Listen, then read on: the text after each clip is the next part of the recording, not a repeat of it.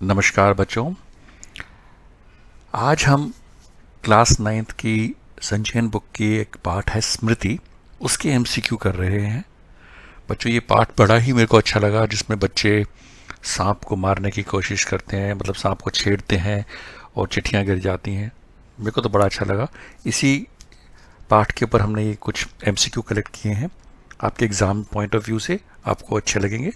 अगर आपको वीडियो अच्छा लगता है तो लाइक ज़रूर करना, इस चैनल को सब्सक्राइब ज़रूर करना, जिससे कि जब भी हम नया कुछ अपडेट करेंगे, नया वीडियो डालेंगे, आपको उससे इन्फॉर्मेशन आएगी और आप उसको देख पाएंगे।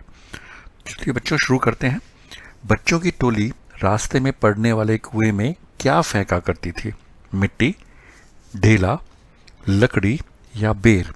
तो बच्चों आपको पता है, जब बच्चों की टोली जाती थी रास्ते में कुआं आता था, उस कुएं में एक सांप रहता था।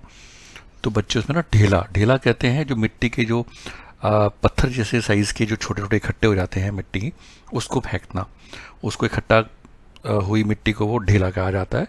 तो बच्चे उसको उठा के कुएं में फेंकते थे। जब वो कुएं में गिरता था तो सांप के ऊपर लगता था, सांप फिर फुंकारता था, आवाज करता था और बच्चे उससे मजा करते थे। तो बच्चों की टोली रास्ते में पड़ने वाले कुएं में क्या फेंका करती थी? ढेला। अगले सवाल पे चलते हैं। बचपन में लेखक बबूल के डंडे से किसे मारा करते थे? सांपों को, बंदरों को, बच्चों को या बकरियों को? तो बच्चों वो सांपों को मारा करते थे बबूल के डंडे से। कुआं कितना गहरा था? 20 हाथ, 24 हाथ, 7 फीट या इनमें से कोई नहीं? बच्चों ये याद रखना, ये बहुत इंपॉर्टेंट है, ये कई क्वेश्चन में आ सकता है। 24 हाथ गहरा था। दिन में कितने घंटे होते हैं? 24। कितना गहरा था? 24। लेखक की चिट्ठियां कहाँ गिर गई थी? कुएं में, नदी में, कीचड़ में या खाई में? तो बड़ा इजी है, हमें पता है चैप्टर में लेखक की चिट्ठियां कुएं के अंदर गिर गई थी। कुएं से चिट्ठी निकालने की घटना लेखक ने अपनी मां को कब बताई?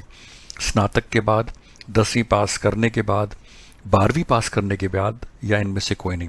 तो बच्चों जो ये पूरी घटना हुई थी जहाँ पे चिट्ठियां नीचे गिर गई थी और लेखक धोती को बांध के नीचे उतरे थे और चिट्ठियां लेके आए थे, ये जो घटना है ये लेखक ने अपनी माँ को 10वीं पास करने के बाद बताई, इतने दिनों के बाद। गांव से मक्खनपुर जाते आते समय लेखक कहाँ ढेला फेंका करते थे? कुएं में, पोखर में, खेत में या नदी में? तो बच्चों ये तो इजी है, हमने पहले पता है कि वो ढेला जो है, जो मिट्टी का इकट्ठा हुआ हुआ पत्थर जैसे साइज का जो होता है, उसको वो कुएं में फेंका करते थे सांप को तंग करने के लिए। लेखक किसके सहारे कुएं में उतरा? रस्सी के, धोती के, डंडे के या कड़ी के? तो बच्चों आपको पता ही है, लेखक जो है वो धोती के सहारे नीचे उतरे थे, तो धोती के सहारे कुएं में उतरा। लेखक उछलते कूदते किसके साथ गांव से 4 मील दूर कुएं के पास आ गए थे? छोटी बहन के साथ, भाई के साथ, दोस्त के साथ या इनमें से कोई नहीं? तो बच्चों अब देखो, इस एमसीक्यू में 2-3 चीजें हैं जो किसी और टाइप के एमसीक्यू में भी आ सकती हैं, तो ध्यान रखना। 7 गांव से 4 मील दूर, तो कहाँ था, कितना दूर? 4 मील दूर। और किसके साथ गए थे? भाई के साथ। लेखक कुएं में धोती के सहारे क्यों उतरे? पानी लेने के लिए, सांप मारने के लिए, छिपने के लिए या चिट्ठियां निकालने के लिए? तो बच्चों हमको पता है इस पाठ में लेखक से जो चिट्ठियां हैं उसके फादर ने दी होती हैं देने के लिए, वो कुएं में गिर जाती हैं और उसको वो बहुत ज़रूरी चाहिए होती हैं चिट्ठियां, इसलिए लेखक कुएं में धोती के सहारे चिट्ठियां निकालने के लिए उतरे। कुएं से चिट्ठियों को निकालते समय लेखक को किसका सामना करना पड़ा? सांप का, शेर का, दुश्मनों का या इनमें से कोई नहीं? ये तो बड़ा इजी है, कुएं में कौन रहता था? सांप। तो किसका सामना करना पड़ा लेखक को? सांप का। लेखक को किसके डंडे से अधिक मोह था? बांस के, नीम के, बबूल के या इनमें से कोई नहीं? तो बच्चों जो लेखक है, लेखक ने पाठ में लिखा है जो बबूल का डंडा है उससे वो सांप को मारता था, तो इसलिए वो एक तरह से उसका वो एक पूरा सपोर्ट था उसको कि बबूल का डंडा उसके अगर हाथ में होगा तो सांप आएगा तो मार पाएगा। उसको नारायण वाहन कहा जाता था, समझा आपने, पढ़ा होगा पाठ में। तो इसलिए बबूल के डंडे से अधिक मोह था। कुएं में घुसते समय लेखक को किसका भय नहीं था? माँ का, गिरने का, भाई का या सांप का? तो बच्चों जब वो नीचे कुएं में लेखक गया था तो उसको सांप का भय नहीं था, क्योंकि वो कुछ चिट्ठियां निकालनी बहुत ज़रूरी थी और उसको करना था। कुर्ते में जेब ना होने के कारण लेखक चिट्ठियां कहाँ रखते थे? तो बच्चों उनके ना कुर्तों में जेबें नहीं थी और वो चिट्ठियां लेके जा रहे थे, तो वो कहाँ रखते थे पाठ में? हाथ में, झोले में, टोपी में, या इनमें से कोई नहीं? तो बच्चों इसका जो जवाब है वो है टोपी में। टोपी के नीचे जैसे रख लेते हैं ना, उसके ऊपर टोपी पहन लेते हैं रख के। कुएं में ढेला मारते समय लेखक एक हाथ से क्या पकड़ते थे? धोती, थैला, टोपी या किताब?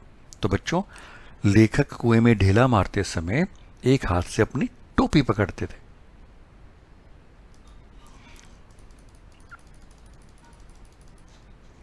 बचपन में लेखक मखनपुर क्यों जाते थे? घूमने, खेलने, पढ़ने या इनमें से कोई नहीं?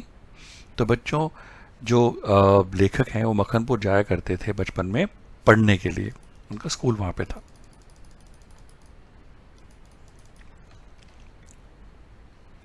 कुएं से चिट्ठी निकलने की घटना सुनकर लेखक की माँ की क्या प्रतिक्रिया थी?